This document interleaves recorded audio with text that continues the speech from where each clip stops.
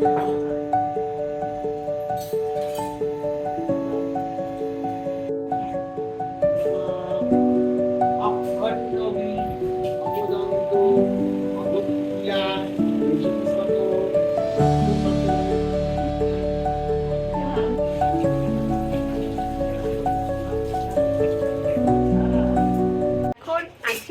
বাড়িতে, তো পিসির বাড়িতে কি জন্য এসেছি তোমাদেরকে দেখাবো।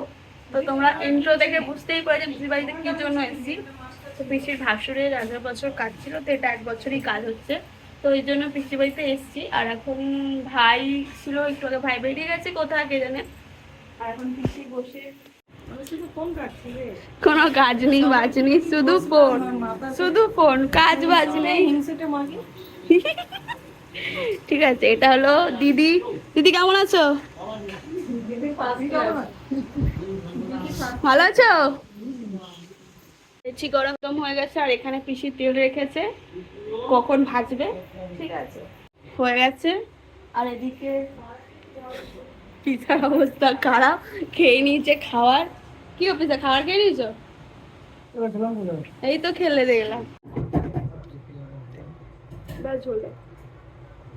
জানি না বসে আলু পছন্দ